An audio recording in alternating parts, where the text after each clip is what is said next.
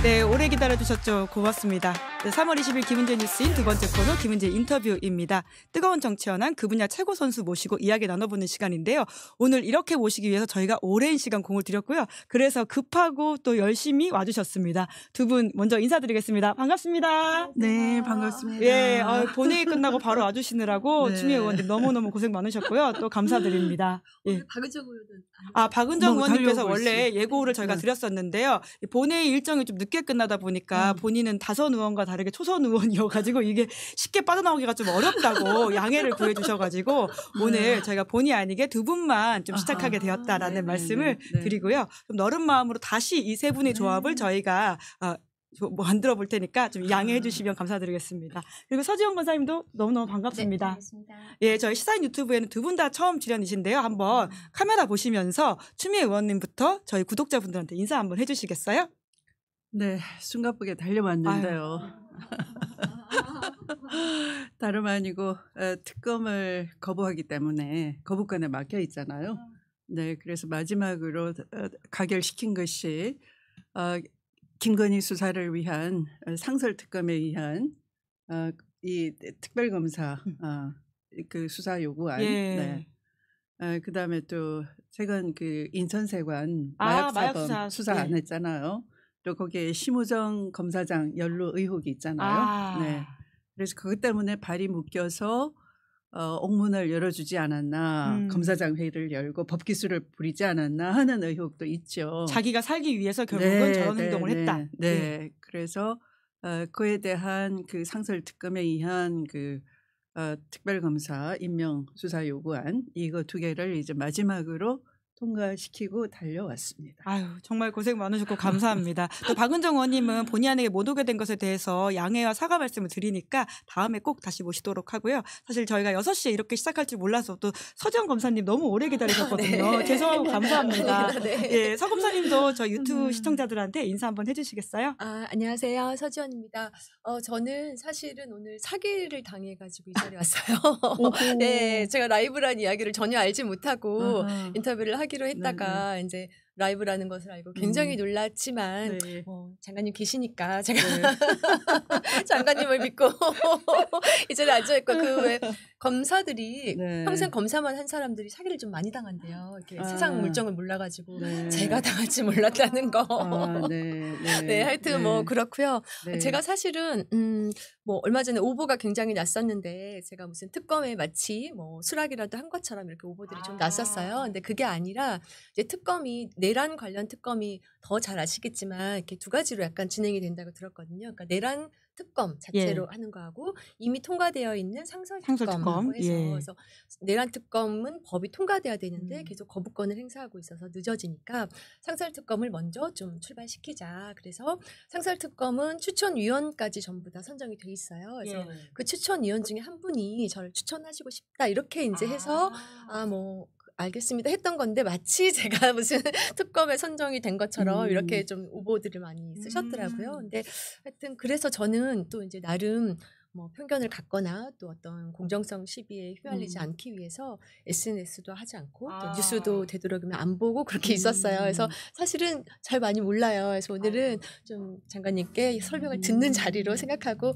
경청하는 자세로 앉아 있겠습니다. 네. 두 분이 또 함께 일을 하셨던 적이 있고 저희 시청자분들도 굉장히 큰 위로를 이 시국에 필요하다 보니까 두 분 말씀을 들으면 뭐라고 할까요? 이 내란성 불안증이 좀 잠재워질 수도 있지 않을까라는 생각이 들고요. 그 무엇보다 중요한 시대 과제라고 하는 검찰개혁이라고 하는 것도 두 분이 굉장히 아이콘이시지 않습니까? 그래서 그런 이야기를 좀 해보려고 모셨는데요. 그러면 먼저 그 검찰개혁 이야기하기 전에 그럼에도 불구하고 전 국민이 학수고대하는 소식은 도대체 윤석열 대통령 탄핵 선고는 언제 나냐는 거지 않습니까? 예, 추미애 장관님 판사 출신이시기도 한데 어떻게 보십니까? 네, 지금 방금 저도 깜짝 놀랐는데 그 문화일보마저도 만약 윤석열이 탄핵이 기각돼서 복귀한다면 제2의 계엄을 일으킬 가능성이 55.1% 국민께서 그렇게 생각하신다는 거예요. 과반이 넘는 국민께서 저는 100%라고 생각합니다. 믿고 있잖아요. 그걸 문화일보가 대서특필을 할 정도입니다. 감춰주질 않고. 그러니까요. 그래서 헌법재판관 나리님들 헌법재판소의 담이 아무리 높다 한들 무엇이 중한디는 좀 아시지요.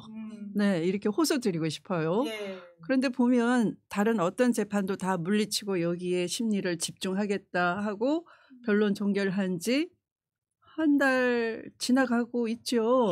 네, 그런데 그거 약속을 깼잖아요. 이미 다른 사안을 예. 선고도 했고 또 이미 심리하고 종결하고 그랬잖아요. 내란 공범 중에도 장관 한 명을 이미 심리 종결했고 예.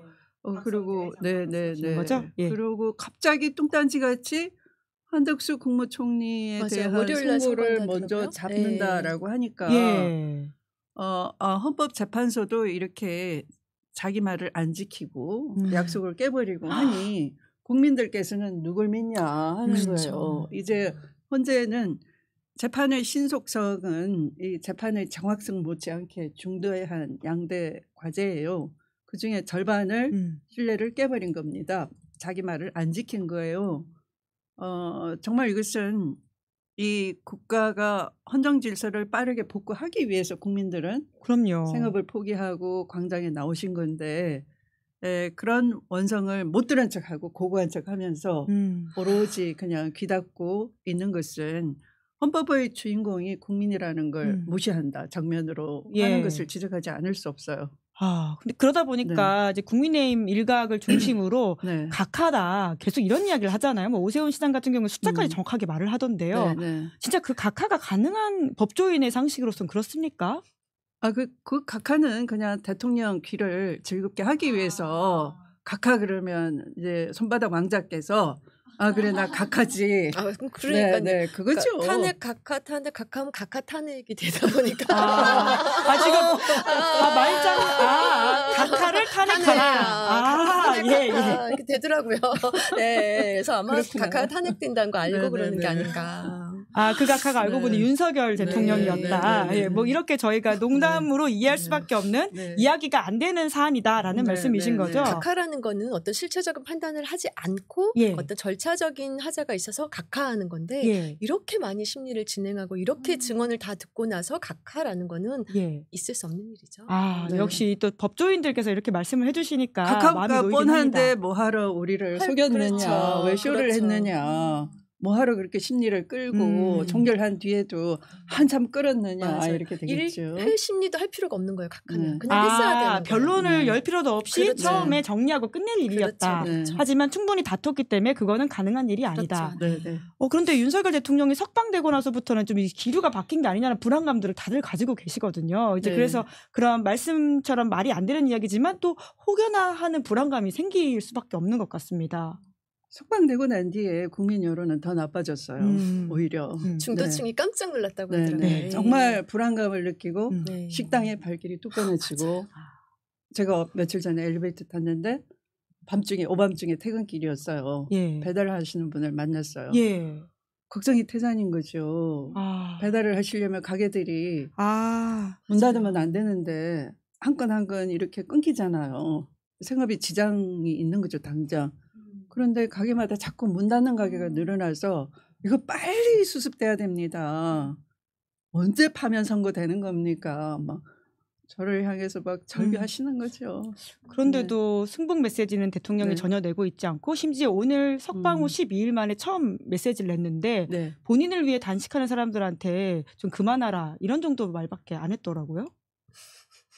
어떻게 평가하십니까? 우리 추미애 장군님께서 말문이 막히셨습니다. 댓글창에 장군님, 검사님 두 분 조합 너무 좋다 이런 이야기가 있어서 제가 장군님이라고 호칭을 좀 해봤습니다. 저 장군님이시죠? 네, 추장군. 장군님으로 할까요? 추장군님께서는 윤석열 대통령의 메시지를 더 이상 평가할 가치가 없다 뭐 이렇게 이해하면 될까요? 아니 이제 본인은 주로 술을 좋아하시잖아요. 그러니까 밥을 안 드셔도 상관없죠. 술 안주, 김치찌개 안주 이렇게. 그 다음날이에. 그러니까 단식한다는 게 뭐 그냥 술 마시면 되지. 나처럼 김치찌개 데펴 먹으면 되지. 밥 안 먹으면 술 마시면 되지. 이렇게 가볍게 생각하지 않나. 그 단식의 무거움을 제대로 생각하지 못하는 자만이 할 수 있는 발언이다. 이런 말씀이시네요. 그러니까 아까도 이게 계엄 선포할 거라고 서지영 검사님은 100%라고 생각하신다고 하고 그렇죠. 문화일보조차도 55.1%라고 네, 했는데 네. 사실 계엄 이유를 상상해 볼 수 있는 것들이 그 어제 추미애 의원님이 폭로하신 영연백 보도이지 네, 않습니까? 네, 네. 아, 정말 전 그거 보고 너무 끔찍하던데요. 이 사람들이 둘러대기를 그게 원래 그 합참에서 그렇게 하는 거다. 예, 지금 전시 그렇게 대비해서. 이야기하더라고요. 그리고 네. 국회가 이미 뭐 통과를 중기 시켜준 예산이다. 계획이었다 이러는 맞아요. 건데요. 그게 아니고 이게 2024년도 이전에는 그런 일이 없었어요. 주로는 한 수백 개, 예. 많더라도 한 1,500개 그 어간에서 예. 편하게 말씀하시면 됩니다. 마이크 맞춰드리면 되니까 저희가 비축을 해뒀거든요. 그런데 갑자기 2024년 5월에 그 사령관 3명이 모이잖아요. 이미 그 3월에 대통령이 비상조치 필요하다라고 한 후에 사령관 3명이 모여가지고 논의를 하는 거예요. 아, 비상조치 필요하다고 했는데 우리도 이게 가능할까 점검 좀 해보자. 강남에서 모임을 가졌잖아요. 그 다음인 6월 달에 이 계약을 체결하는 거예요. 영현백 구매 계약을. 그러면 계약 체결일로부터 150일 후면은 이제 이걸 납품 받으면 되거든요. 아, 그럼 그 시기를 맞춘 것처럼 거거든요. 보이네요. 그러니까 그러면 11월 3일이 돼요. 150일이. 오보라는 내용도 되게 많았거든요. 진짜 너무 명확하게 진짜로. 다 계획적으로 했던 거예요. 그러니까 11월 되면은 이미 그 11월 4일 날 이 명태균 수사 보고서가 창원지검에서 이게 대강 올라오면서 카톡 대화가 폭로가 되잖아요. 그러니까 그렇죠. 김건희하고 윤석열이 명태균하고 사이에 선거 관련해서 서로 상의하고 뭐 이렇게 여론조사 보고서 받아보고 하는 게 거기 다 들통이 나죠. 그리고 11월 9일 날 대통령이 굉장히 화를 내요. 그리고 11월 24일쯤 되면은 계엄을 실질적으로 실행 준비 단계 들어가는 거예요. 김용현이 지시를 받고 이제 계엄 담화문, 대국민 그 담화문, 포고령 이런 걸 준비하는 그 시기인 거죠. 그러니까 이 11월에 이미 대량 살상 염두에 두고 그러니까 평소에 그러잖아요. 품평회를 했다. 여인형이. 그 대통령이 보고. 싫어하는 사람을 계속 얘기하니까 그게 체포 지시 명단인 거예요. 네. 추미애 장관님도 사실 거기서 자유롭지 못한 굉장히 싫어하세요. 저는 그 무렵에 눈치 없이 계속 대통령이 골프 치러 돌아다닌다 그랬거든요. 국방위에서 여기서 날아다니시니까요. 그런 폭로를 또 하셨고. 그랬더니 김용현이 밥 먹으면서 그 여자 제가 이렇게 점잖게 얘기하는 겁니다. 맞아요. 뺨을 때려주고 싶다인데 이걸 깡패용어로 얘기하면 아구통을 날리고 싶다. 뭐 이런 거칠게 얘기하지 않았겠어요. 김용현 전 장관이 추미애 의원님을 향해서 그런 증오의 메시지까지 사선에서 했으니까 그 영현백 시체백을 그 무렵에 이미 다 그러니까 그 물품 계약하고 납품자의 창고에는 보관시켜 놓고 여기 땅 하면 언제든지 그거 꺼내 쓸 수 있는 그런 상태였던 거죠. 너무 끔찍하네요. 그러니까 평소의 물량의 서너 배.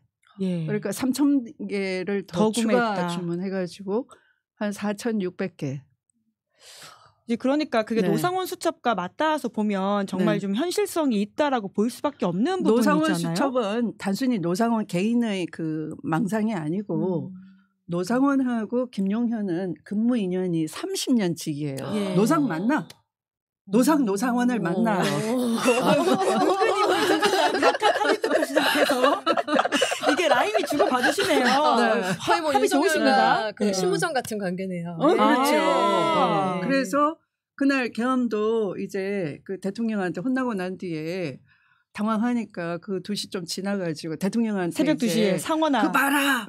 내가 군 병력을 미리 이동해두라고 하니까 너 때문이야 이렇게 해서 굉장히 쿠사리를 먹었어요. 그랬더니 대통령님 중과부적입니다.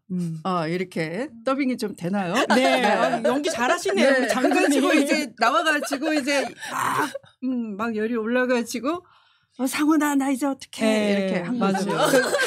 실제로 그 이야기를 전해 들은 사람들의 증언이 나왔기 때문에 또 우리 추미애 장관님이 그때를 굉장히 생생하게 증언하실 수 있는 거잖아요. 이게 다 근거 있는 말씀이십니다. 자료를 베이스로. 근거 없는 말은 이만큼도 안 하세요. 네, 심지어 상원하라고 이야기할 정도면 굉장히 가까운 사람이라는 거잖아요. 성 빼고 이름을 부른다라고 하는 것은. 그러니까 노상원 수첩에 있는 그런 것들은 노상원만의 상상이 아니라 그러니까 결국 김용현을 비롯한 계엄의 주범들, 내란의 주범 세력들의 아이디어가 들어가 있는 것이다. 이렇게 의심하시는 거죠? 그렇죠. 라임을 한 번 더 넣어볼게요. 기대하겠습니다. 장군님. 상무가 이거 봐. 그 비상기법 조치 기구 관련된 쪽지, 종이를 건넬 때. 그러니까 저는 참 그게 이해가 안 가는 게 최상목 사실 대행 같은 경우에도 윤석열 대통령이 돌아온다고 하면 처단 대상이 될 가능성이 있을 정도로 수사에 협조했던 사람인 것 같은데 왜 저렇게 일일이 이렇게 뭔가 상황을 막고 있는 건지 좀 잘 모르겠다라는 생각이 들어요. 그거는 그 신세를 본하는 거죠. 왜냐하면 예전에 그 8년 전에 박근혜가 기업에 그 등을 찼잖아요. 등골을 빼는 그 일일이 수검 사원이 누구였겠어요.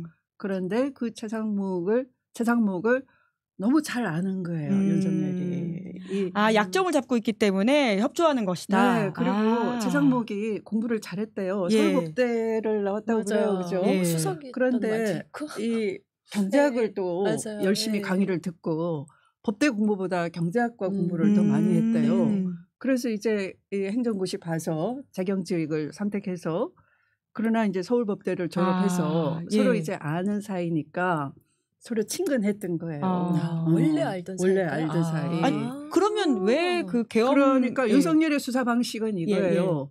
수사에 협조해주면 프리바게닝처럼 봐주는 거야. 사실 우리나라에서 그거 금지되어 있잖아요. 박근혜 수사 때 수사 협조를 받아내고 상목이는 봐주고 그러니까 상모가 하면서 키워준 거죠. 그거에 대한 신세 가품이라고 보는 거예요. 그렇게 의리가 있는 사람인가요? 그게 깡패 의리였죠. 우리가 따라할 수 없는 조폭식 의리다 이런 말씀이신 것 같은데 그러면 애초에 그 비상계엄 수사할 때 그 문건을 검찰에 안 갖다 냈어야 되는 거 아니에요? 수사에 협조해놓고 또 이렇게 입장을 바꾸는 것처럼 보이니까 이해가 안 된다 이런 생각이 들거든요. 양다리겠죠. 그땐 너무 무서웠던 거 아니에요? 그땐 이미 다 끝났다고 생각했으니까. 그 노상원 수첩을 대해서 제가 여쭤봤는데요. 사실 그 부분에 대한 수사가 너무 안 이루어져 있다라는 생각이 드는데 노상원이 지금 아예 입을 다물고 있어서 수사가 쉽지 않아 보이는 것도 있지만 또 특수수사 하셨잖아요. 서재원 검사님이 노상원 입을 열게 하거나 혹은 외환죄 혐의 수사는 어떤 식으로 좀 해야지 될 거라고 보시는지 궁금해요. 수사를 잘 몰라가지고 더 잘 아실 것 같아요. 지금 내용을 잘 몰라가지고. 그러니까 저는 그런 것 같아요. 저는 조금 아쉬웠던 것이 이제 저는 수사할 때 특수부 있을 때 수사는 약간 기세라고 배웠거든요. 그러니까 수사는 기세여서 굉장히 신속한 속도로 정신없이 치고 들어가서 기선을 제압을 해야 수사의 성공률이 높아지는 거예요. 근데 지금 어떤 수사를 보면 벌써 뭐 100일이 넘었잖아요. 그러니까요. 이렇게 늘어지면 수사는 일단은 성공률은 낮아지는 거거든요. 그래서 초반에 기선 제압에 좀 실패했다 이렇게 보고 있어요. 아니 사실 이상민 전 장관도 아직 기소 못하고 있는 상황이지 않습니까? 예. 아니 이게 어쩌다가 이렇게 돼버렸나라는 좀 안타까움이 드는데요. 그러니까 검찰은 애초부터 그림을 그려놨어요. 그러니까 이 6시간, 내란의 밤 6시간만 수사한다. 범위를 한정한 거죠. 노상원 수첩은 그 범위 밖의 일인 거예요. 노상원을 기소했지만 노상원 공소장에는 김용현의 공소장에서 출발해서 나머지는 그대로 피고인 이름만 바꾸고 주어만 바꾼 거예요. 순서를 그렇죠. 피고인 윤석열은 그다음에 피고인 노상원은 하고 똑같아요. 다. 그러나 지금 일어나는 여러 가지 일들은 수사가 하나도 안 돼 있죠. 그래서 특검이 필요한 건데. 그렇죠. 그러니까 초반에 특검을 빨리 출발을 시켰어야 되는데 계속해서 그 대행들이 이제 특검 출발을 특검법은 거부하고 상설특검은 법상 이제 국회에서 안건을 의결하면 지체 없이 후보를 요청하고 그 후보 중에서 뽑아야 되는데 요청조차 하지 않았어요. 후보 추천을. 굉장히 많이 법률에 위반된 행위를 하고 있는데도 굉장히 오랫동안 지금 대행을 하고 있는 거죠. 예. 말씀 더. 아니 그러니까 그 노상원이 나오면은 저는 짐작에 김건희가 나온다는 거죠. 네. 어떻게 연결됩니까? 그 노상원의 그러니까 이 명단 체포 네네. 명단이 있잖아요. 네. 그 체포 명단이 그냥 나온 게 아닌 것 같아요. 그러니까 김용현과 윤석열은 수시로 만난 것이고 만나도 하나도 안 이상하죠. 국무위원과 대통령 사이의 만남이니까. 그런데 노상원하고 김용현하고는 그런 30년 지기 근무위원이고 모든 일을 상의해 왔어요. 심지어 그 육군본부에서도 이 김용현이 그 육군참모총장 비서실장을 하면은 그 밑에 뭐 기한을 하는 무슨 그런 역할을 과장 역할을 이 노상원이 했기 때문에 노상원의 실력을 엄청 잘 알고 있는 거예요. 김용현이. 김용현은 다소 우락부락하고 업무 스타일이 직선적이고 거칠어요. 디테일은 몰라요. 그런데 노상원은 그렇지 않아요. 굉장히 수제예요. 네. 디테일에 강한가 봐요. 그래서 그런 디테일한 밑그림을 잘 그리는 건데 그게 그대로 윤석열한테 보고가 됐을 것이고 윤석열은 또 이부자리 송사를 할 거 아니에요.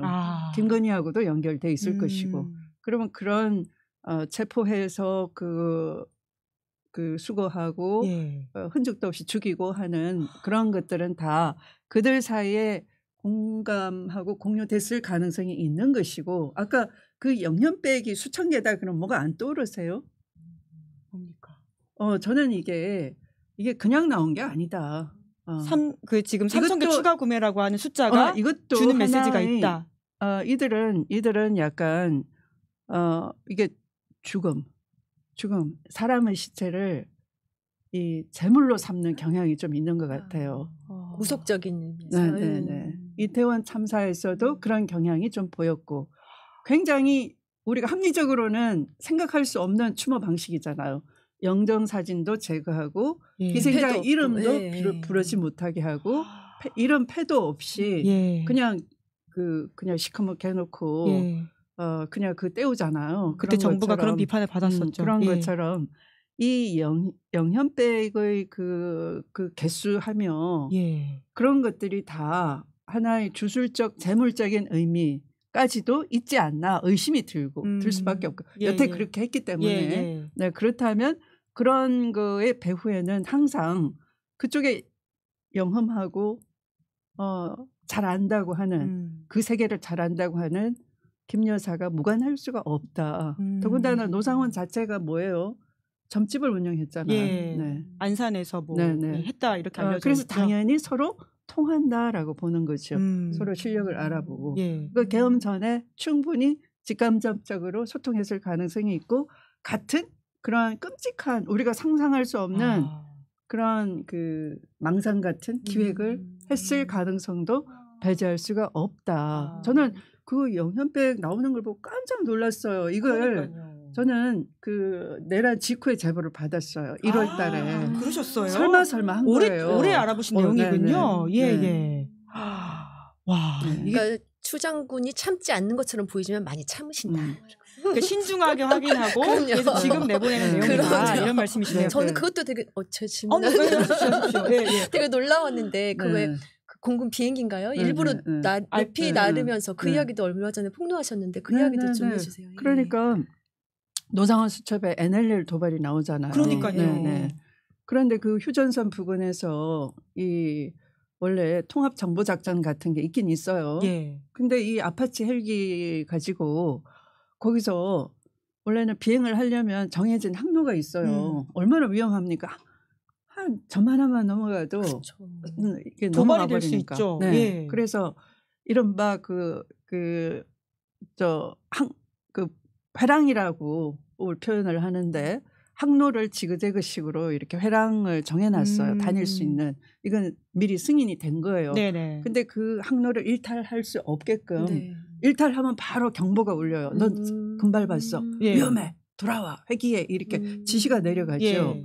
그런데 이건 거꾸로 반대로 뭐 적을 도발하라는 식으로 사실상 국지전 유도한 게 아니냐 의심할 수 있는. 그리고 고도를 높여라 저기 다 볼 수 있게끔 이런 지시를 내려서 고도를 높이고 무전기도 뭐 이렇게 다 들리게 하라고 보통 무전을 썼다는 거죠. 보안이 안 되는. 그러니까 이게 상상할 수가 없네. 이 고정된 주파수를 썼다는 거예요. 원래는 이게 비화로 아군끼리만 통신하게끔 하는 특정한 걸 써야 되는데 그런데 다 감청이 되게끔 그걸 또 쓰고. 네. 그러니까 하여튼 그 북이 반응을 안 했길래 참 다행인 거지. 모르죠. 북은 미리 알았는지 모르죠. 그래서 지금 김정은을 노벨 평화상을 줘야 된다.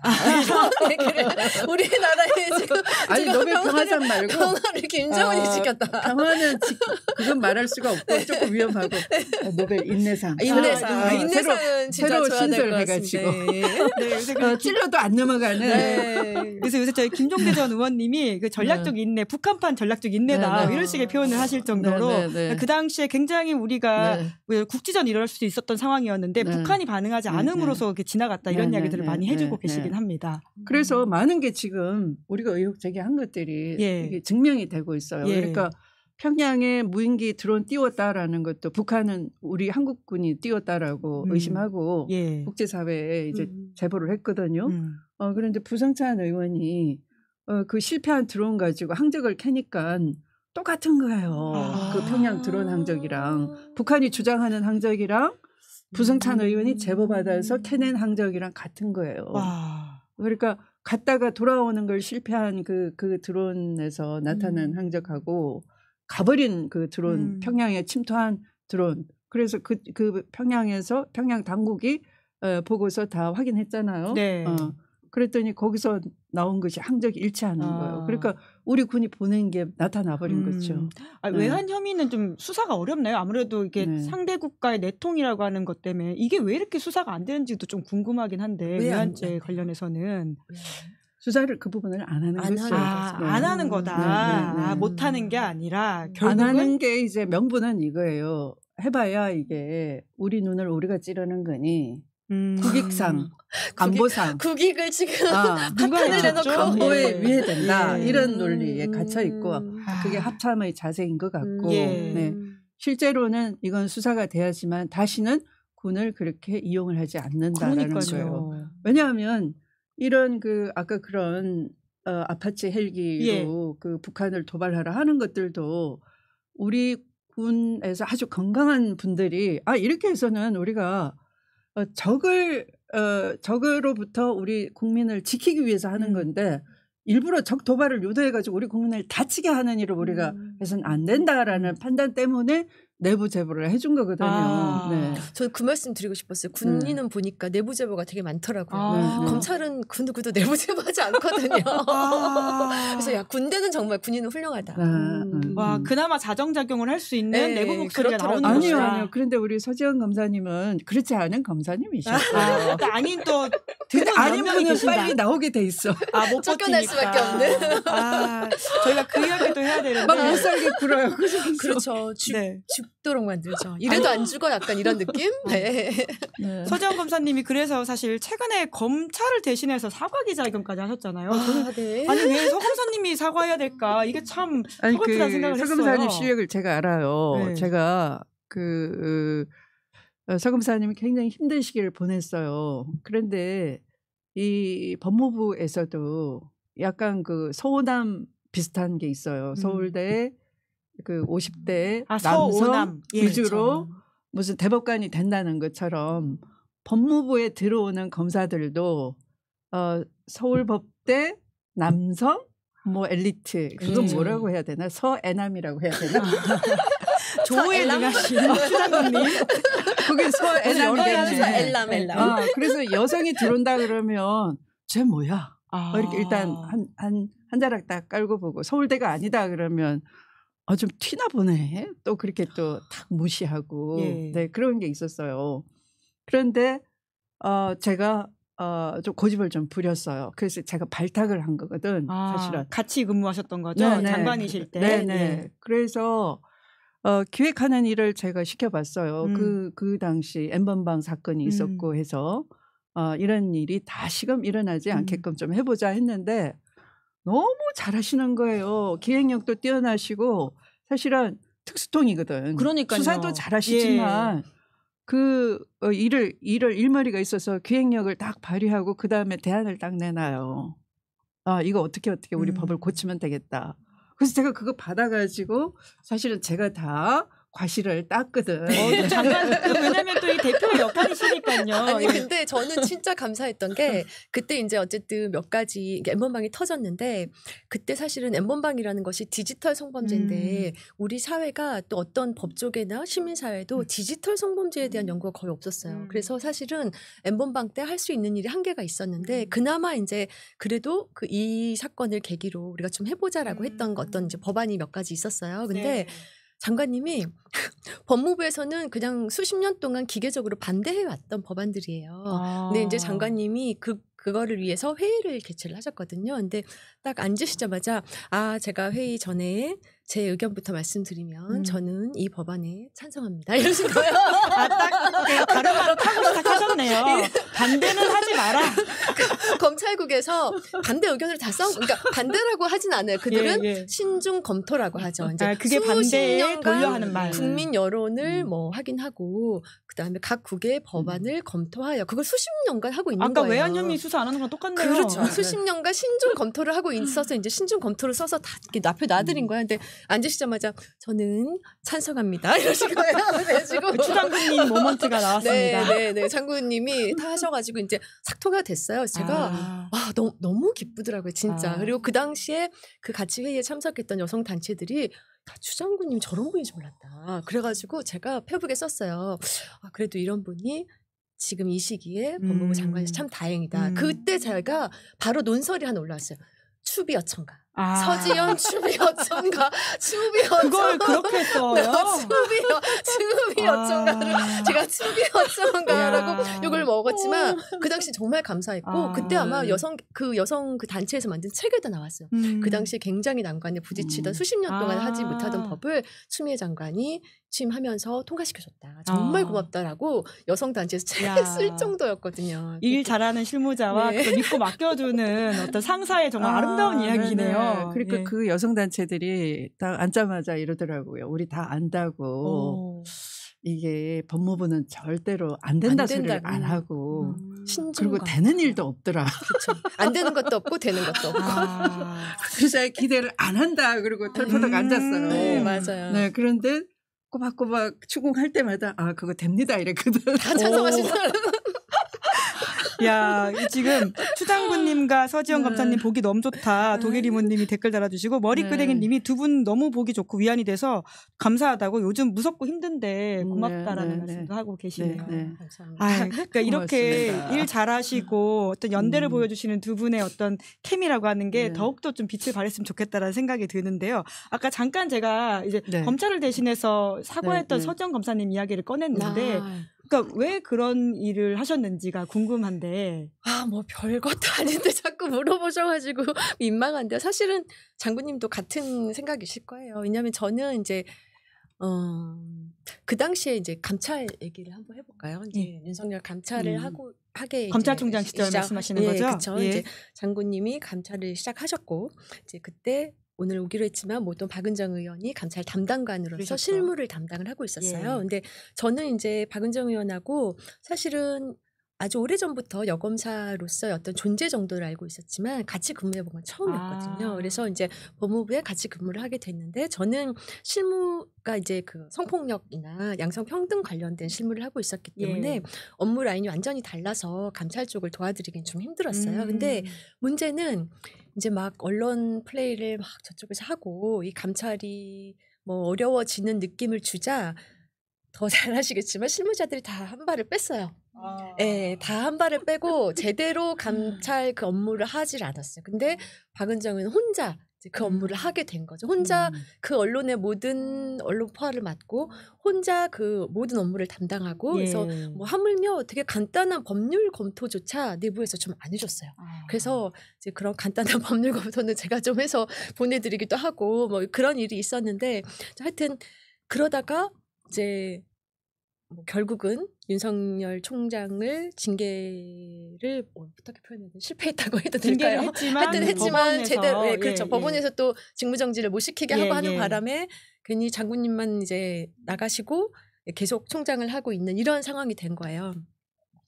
그런 이제 어떤 징계에 있어서의 어려움을 겪은 후에 이제 그 박은정 의원은 사표를 냈지만 2년 동안 검찰에서 사표를 받아주지 않고 그다음에 징계 과정에서 감찰위원회 같은 데 가서 했던 어떤 이야기를 빌미 삼아서 역으로 꼬투리 잡은 그렇죠. 거죠. 꼬투리를 잡아서 직무상 비밀 누설이다. 뭐 통신 비밀 보호법 위반이다. 막 이러면서 압수수색을 하고 뭐 핸드폰을 뺏어가고 핸드폰 털고 하물며 암으로 그 친정 아버지 수술에 계신 친정 아버지 그 집까지 다 이렇게 압수수색을 하고 이제 고통을 되게 받았어요. 그때 이제 저는 이제 언니라고 부르는데 그냥 언니가 이제 사표도 안 받아주고 나오지도 못하고 저는 사실은 이제 바로 나왔기 때문에 굉장히 편안한 입장이었고 언니는 이제 못 나온 상태로 몸이 안 좋아서 휴직 상태에 있었고 그러다가 이태원 사태가 터진 거예요.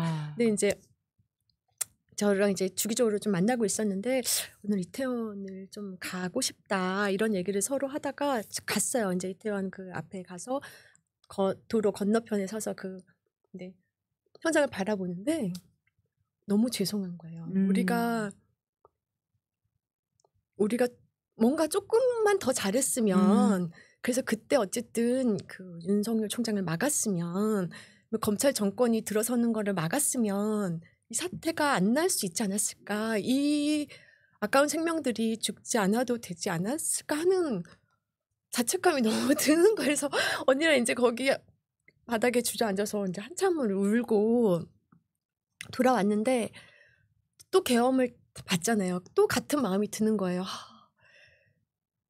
그때 뭔가 더 잘할 수 있지 않았을까? 그때 우리가 뭔가 더 잘했으면 이 무도한 검찰 정권의 탄생을 막을 수 있지 않았을까 하는 마음에 굉장히 힘이 들었어요. 그래서 사실은 이제 그러고 이제 지나갔단 말이에요. 100일 정도가 지나가고 결국은 우리가 그렇게 어렵게 몇 차에 걸쳐서 그 철조망을 뚫고 구속을 시킨 윤석열을 결국은 검찰이 풀어주고 그러니까 물론 검찰이 꼭 풀어준 건 아니죠. 정확히 표현을 하면 구속 취소를 법원이 했고 근데 굉장히 법률에 위반되는 구속 취소를 했고 그렇다면 검찰은 이제까지 정말 기계적으로 정말 무고한 사람을 상대로도 항고 재항고 항소 상고를 하면서 그렇게 괴롭히던 이 검찰이 어떠한 제대로 된 설명도 없이 그럼 자기들이 만약에 그 날짜 계산을 잘못한 게 맞다면 사과를 해야 될 거 아니에요. 어떠한 사과도 없이 풀어준 거예요. 윤석열을. 석방을 한 거예요. 사람들이 설마 했죠. 근데 풀어준 거예요. 정말 제가 뭐 저기 오마이뉴스 인터뷰에서 얘기를 했지만 국민들한테 당신들은 개 돼지예요 하면서 얼굴에 침을 뱉은 느낌이에요. 정말 모멸감이죠. 이래도 되는 거야? 이럴 수가 있는 거야 라는 모멸감을 다 받은 거예요. 국민들이. 그래서 언니랑 그때 이제 1인 시위를 하러 나가면서 이야기를 했어요. 우리가 이 국민들의 모멸감, 우리 현재 검사도 아니고 전직 검사들이고 이 국민들의 모멸감을 우리가 없애줄 수는 없지만 그냥 뱉은 침이라도 좀 닦아주자 하는 마음이었는데 진짜 그게 어떤 뭐 니들이 뭔데 사과를 해라고 검찰은 얘기를 하겠죠. 아마 굉장히 우습게 생각하고 있을 거예요. 그들은 굉장히 우습게 생각하고 있을 것이지만 저희는 정말 진심이었어요. 정말 죄송하고 제가 이렇게 나와서 떠들면서도 사실은 되게 죄송해요.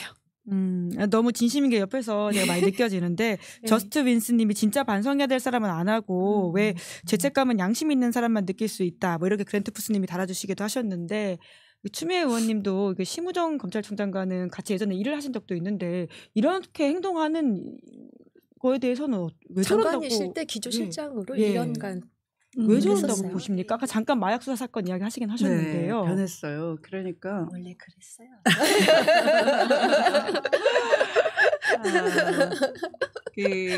아까 우리 서 검사님이 그랬잖아요. 아무도 안 도와주고 다 발을 빼더라인데 사실은 감찰 담당관이었어요. 박은정 검사 위에 감찰관이 따로 있었어요. 그런데 이 사안 자체가 워낙 엄중한 거니까 어떤 이 검찰은 네트워킹을 총동원해가지고 움직이거든요. 그런데 감찰관은 외부에서 제가 발탁을 했지만 검찰을 2번이나 들어왔다가 나가신 분이어서 네트워킹이 아주 좋은 분이에요. 물론 그분도 훌륭한 분이지만 그러나 그렇게 혹시 본의 아니게 외부의 그 네트워킹을 통해서 말 한마디라도 잘못하면은 큰일 날 수 있거든. 오해도 살 수 있거든요. 그래서 제가 그 장관이 직접 박은정 감찰 담당관이 전담을 하세요. 라고 한 거죠. 그러면서 이제 그 박은정 감찰 담당관이 이제 그 본인이 같이 일을 할 몇 분을 이제 그 추천을 해 봤어요. 예. 그런데 어떤 남성 부장 검사는 법무부까지 왔다가 되돌아갔어요. 진짜요? 너무 겁나니까. 그게 그 정도 일이에요? 네. 그리고 그 정도 일이에요. 그리고 당연직 감찰위원인 법무부 차관은 사표를 냈어요. 맞아요. 징계위가 잡히니까. 네. 그래서 제가 그때 심우정 기조실장은 어떻게 했나요? 심우정 기조실장은 이제 갑자기 감찰을 개시 다 했는데 이제 결과 보고를 하게 되잖아요. 그 결과 보고를 제 혼자 들으면 안 될 것 같아서 간부들 회의를 통해서 함께 그 회의 결과를 봤어요. 예. 너무 끔찍하게도 주요 사건의 판사를 사찰했던 거예요. 그렇죠. 네. 네, 그 문건이 나왔었죠. 네. 그래서 제가 이렇게 얘기했어요. 아, 이건 전두환 때 유사하다. 네. 전두환 때 이랬다. 그런데 이 문재인 정부에서 우리가 민주화됐다고 생각하는데 문재인 정부가 발탁한 검찰총장이 이런 짓을 했다는 것은 내가 용납이 안 된다. 장관으로서. 이걸 내가 지휘 감독할 책임이 있다. 이건 뭐 보나마나 이건 징계해야 될 거다. 난 물러설 수가 없다 이랬어요. 그런데 그걸 이제 수사 지휘를 내리는데 장관이 지휘 소신을 내리려면 밑에서 검찰국에서 이걸 기한을 해줘야지 돼요. 그러면 장관이 이제 사인해서 내려가거든. 예. 근데 아무도 그 기한자로 이름을 남기기를 싫어하는 거예요. 와, 그 윤석열 검찰총장 눈치 보느라고. 네. 장관은 단명하고 검찰은 영원함으로 자기가 검찰총장을 향해서 수사 지휘를 하는 그 대적하는 검사라는 이름을 남기기가 힘든 거예요. 와. 그래서 다 회피해버리는 일을 그때 이제 심우정이 사인을 했어요. 사인을 했어요. 그런 면에서 아까 또 평가를 하신 게 있으신 거죠. 그 당시에 그 조직을 어떤 게 뚫고 했던 점들. 변했다. 근데 변했다라고 보는 거는 결국 정권에 따라서 기조를 맞추는 사람이라고 봐야 될까요? 그래서 몰랐죠. 저는 그 인천지검장을 그 후에 하고 마약 사건이 있었다는 걸 최근에 안 거죠. 네. 결국은 다 자기가 살기 위해서 하는 행동으로 봐야지 그 모든 이해 안 가는 것들이 좀 풀린다라는 말씀이시네요. 그래서 사람이 이렇게 시종일관 변함없이 지낸다는 건 참 힘들구나. 이 세상살이가 라고 싶기도 하고 그럼에도 불구하고 법 질서를 그 보루가 돼서 지켜야 될 검찰총장이 해도 너무하네. 아무리 변해도 저자가 변하면 안 되지 하는 미움과 원망이 훨씬 진하고요. 네. 그래서 그다음에 이제 뭐 사실은 이자들의 법 기술은 지금 현재의 탄핵 소추 당해서 벌이는 이 법 기술은 이미 징계 감찰할 때 다 겪어본 일들이에요. 이러한 법 기술을 부리는 자체는 그때랑 똑같다. 그때도 절차 위반 시비 걸었고 결국은 엉터리로 절차 위반 만들어내서 얼마나 황당한가 하면은 하나부터 열까지 다 시비 걸고 본질을 보지 않고 절차를 다 흔들어 버린다. 얼마나 황당한가 하면은 아까 그 검사 출신의 법무부 차관을 겁을 주고 사표를 던지게 했잖아요. 쫄아서 사표를 냈어요. 그러면 징계위원이 결혼이 생기니까 제가 위원을 추가로 임명했지 않겠어요? 근데 그 사람은 저는 해임에 상당하다. 안 그러면 제가 징계 청구를 할 이유가 없잖아요. 꾸짖고 말 것 같으면. 정직 이런 걸로는 제가 뭐하러 그렇게 요란하게 했겠어요. 그래서 이건 해임감이야 라고 공언을 했어. 판사 사찰 해임감이야.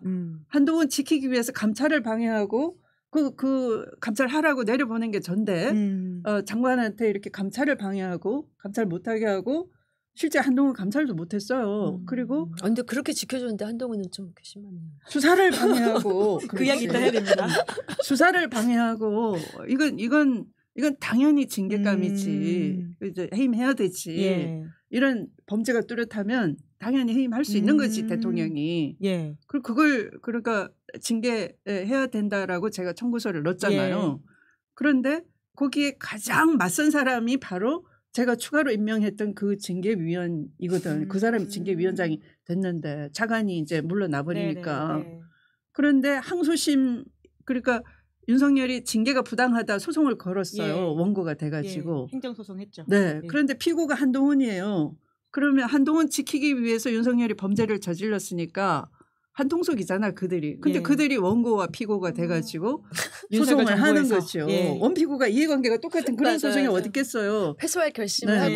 그러면 이 소송은 중단돼야 맞는 거예요. 대통령이 임기가 끝나고 난 뒤에 다시 시작하도록 했었어야 되는 건데 법원이 그렇게 안 한 거예요. 일부러 덮어주려고.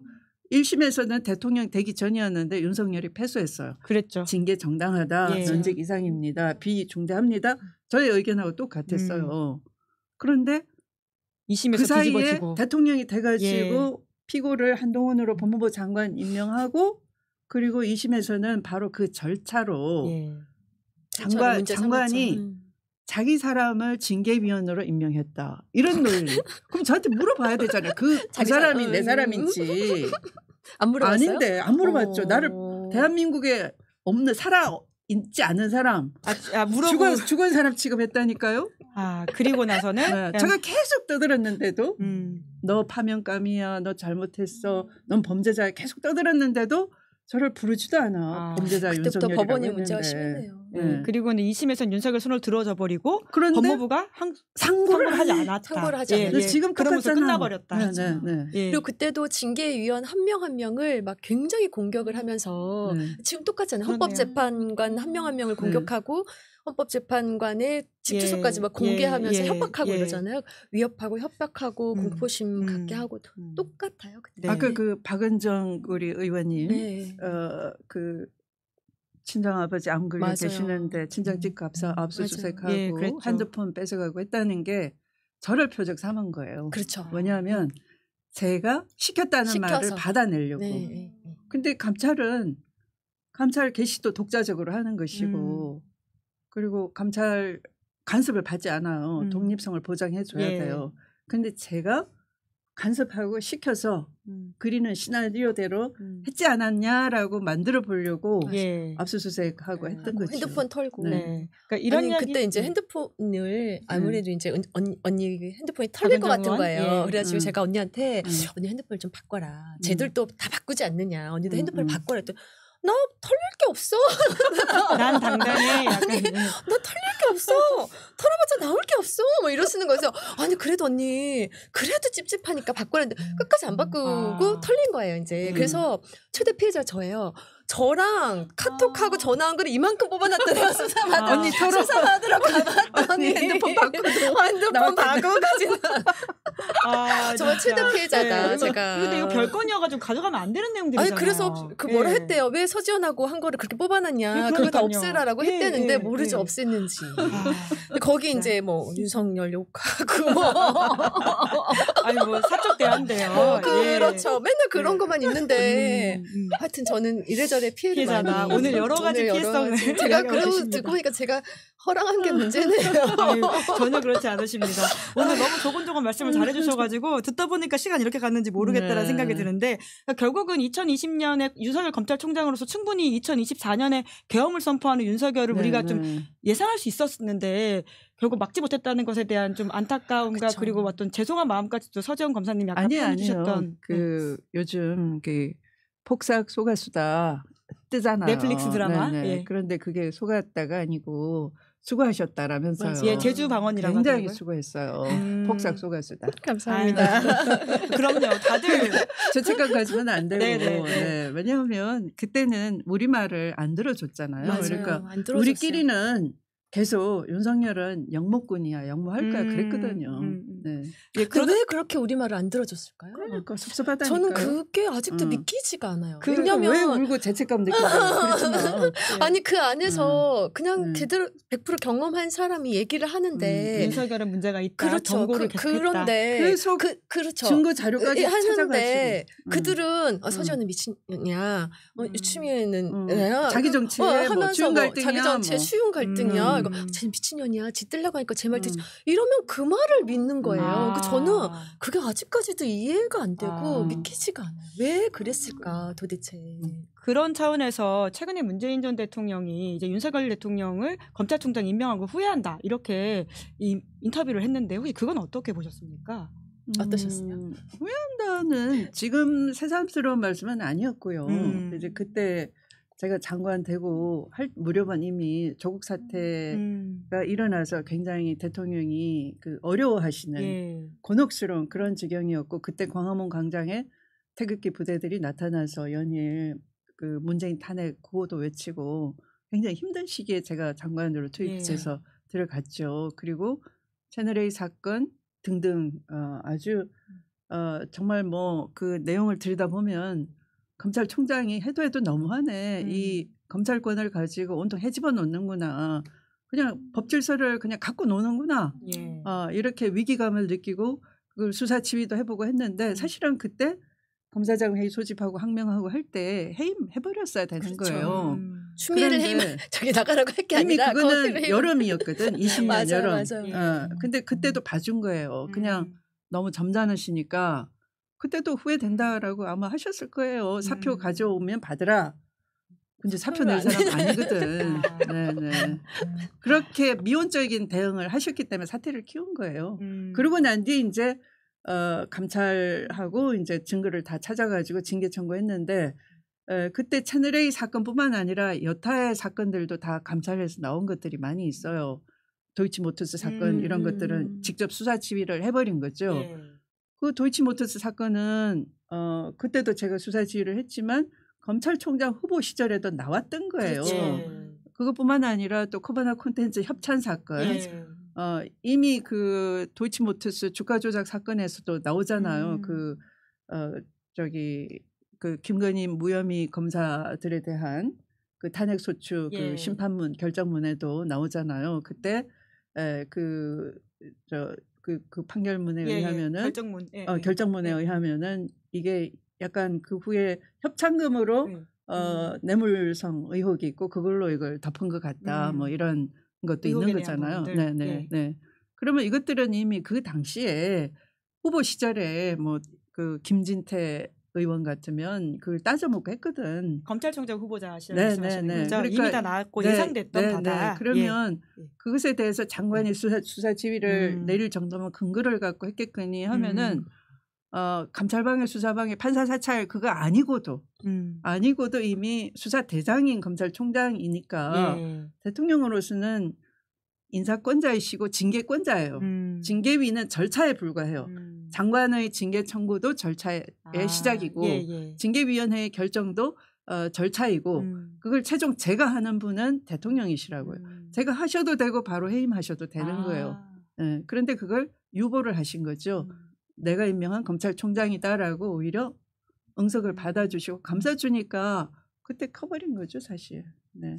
참. 그래서 우리 서 검사님이나 뭐 우리 박은정 의원님이나 죄책감 느낄 이유가 하나도 없어요. 네. 뭐 폭삭 속았다라는 말씀을 옆에서 해주셨는데요. 네. 시간이 벌써 이렇게 되어서 마지막 질문을 좀 드려야 될 것 같은데 그런데 최근에 검찰의 움직임에 대해서는 어떻게 평가하시는지에 대한 좀 질문도 있는데 그러니까 결국은 또 한동안은 이제 명태균 수사와 관련돼서 힘을 실는 검찰의 모습 때문에 한동훈 이제 전 대표에 대해서도 뭔가 힘을 실어주는 거냐라는 말이 또 나오다가 또 이렇게 즉시 석방되니까 또 아닌 것 같기도 하고 사람들이 어떤 정치하는 검찰 행태에 대해서도 어떻게 좀 헷갈려하는 게 있는 것 같은데요. 그 추미애 장관님께서는 어떻게 평가하십니까? 검찰의 정치하는 행태 앞으로 어떻게 할 것 같은지. 검찰의 아마 그 속도 썩어 문드러졌을 거예요. 그런가요? 네. 우선 심우정의 저 노골적인 그 이중 행태. 그러니까 윤석열을 위한 맞춤형 석방지휘를 하고 이제 그런데 앞으로는 일반 국민들한테는 나를 기준으로 구속기간 따지세요. 또 이렇게 원래대로 돌아갔잖아요. 원포인트라는 걸 인정해버렸죠. 네. 그래서 아마 검사들 일선 검사들도 전 뭐야? 이렇게 부글부글 할 것 같은데 그거는 이제 아마도 이 내란에 검찰도 가담이 됐기 때문에 그러는 거 아닌가 싶어요.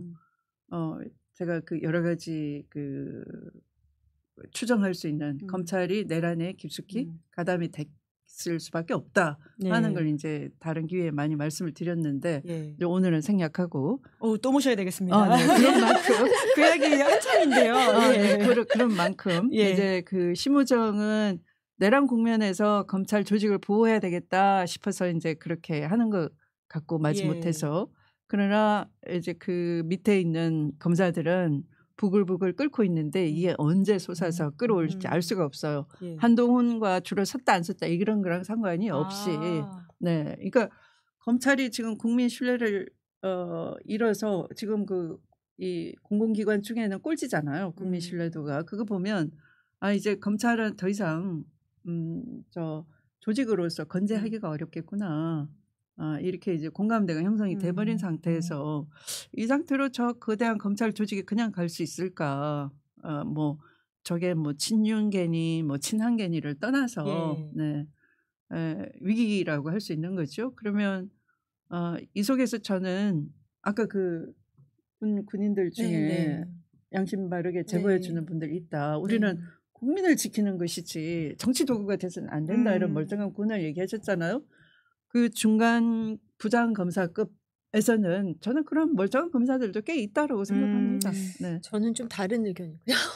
검찰 경험 더 직접 경험해 보셔서 저는 뭐 부글부글 끓지는 않을 것이다. 그냥 어느 쪽이 더 우리한테 우리에게라기보다 나에게 이익이 될지 그냥 저울질을 하고 있을 뿐일 것이다라고 생각을 하고요. 아직도 검찰을 잘 모르시는. 마지막 남은 신뢰가 있으시다 이런 말씀을 하시는 것 같은데요. 참 이 정세 분석으로는 또 서지영 검사님 말이 맞는 것 같으면서도 또 추미애 장관님 말이 맞았으면 하는 바람도 있고요. 갖는 거죠. 참 여러 가지 복합적인 감정이 듭니다.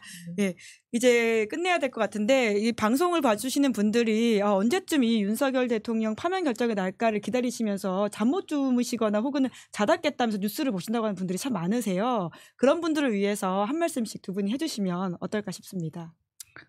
저도 이제 이게 반헌법적인 행태를 보였고 또 무력을 동원했지만 이게 대통령을 쫓아낼 정도야라고 헌법재판관들이 혹시 생각할 소지가 있을까? 없어요. 라고 생각하고 다시 뒤집어 봤어요. 복기를 해봤어요. 수차례 보셨다. 수차례 봤지만 없죠. 그랬더니 이건 도저히 빠져나갈 방법이 없다. 네, 이것은 파면될 수밖에 없다. 네, 그렇게 굉장히 제가 겸손하게 봐도 그럴 수밖에 없다. 라는 것이고 다만 선고 기일은 이분들이 정세 관리를 하는구나 싶어요. 네, 왜냐하면 자기들이 자기들 약속을 깨버렸잖아요. 이 심리를 집중시킨다라고 해놓고 다른 걸 섞어서 해버렸고, 네, 그다음에 오늘 갑자기 한덕수 총리에 대한 선고를 하겠다라고 먼저 하는 바람에 그러면 거꾸로 그 내란 국정조사하면서 보면 한덕수가 가장 애매모호하긴 했어도 또 딱 부러지게 뭐라고 꼬집을 만한 건 없었단 말이에요. 그러면 저거는 기각될 확률이 높겠네요. 저거는 좀 뭔가 시그널이 있는 건데 네, 그러면 윤석열 파면해도 되겠다. 오히려 라는 그런 쪽으로 가는 것 아닌가. 그래서 이분들이 시소를 잘 타시구나. 네. 다음 주 언제쯤으로 예상하세요, 추 장관님? 한 주 중반쯤이 되지 않을까 싶어요. 다음 주 중반이면 수요일, 목요일 요 정도. 그때면 우리 이제 잠 잘 수 있는 건가요? 그래야 되겠죠. 네, 못 주무시고 계시죠? 우리 서 검사님도 한 말씀 해주세요. 네. 대한민국은 민주공화국입니다. 대한민국의 주권은 국민에게 있습니다. 내란의 우두머리는 반드시 탄핵될 것입니다. 두 분의 말씀을 들으니까 안도감이 들기도 하고요. 또 내가 알고 있는 상식이 틀리지 않았다라고 하는 것을 확인받아서 또 위로가 된다라는 생각이 들기도 합니다. 오늘 긴 시간 말씀해 주셔서 너무 감사드리고요. 또 다시 한번 모셔가지고 못다한 그 이야기들을 풀어보는 시간을 좀 마련하도록 하겠습니다. 두 분 정말 수고 많으셨습니다. 고맙습니다. 감사합니다. 김은지의 뉴스인 3월 20일 준비한 방송 여기까지고요. 저희 내일도 금요일이지만 생방송합니다. 오후 5시에 찾아뵙도록 하겠습니다. 오늘 방송 재밌게 보셨다면 구독, 좋아요, 알림 설정 부탁드리겠습니다. 고맙습니다. 시사인이 만드는 정치 라이브 김은지의 뉴스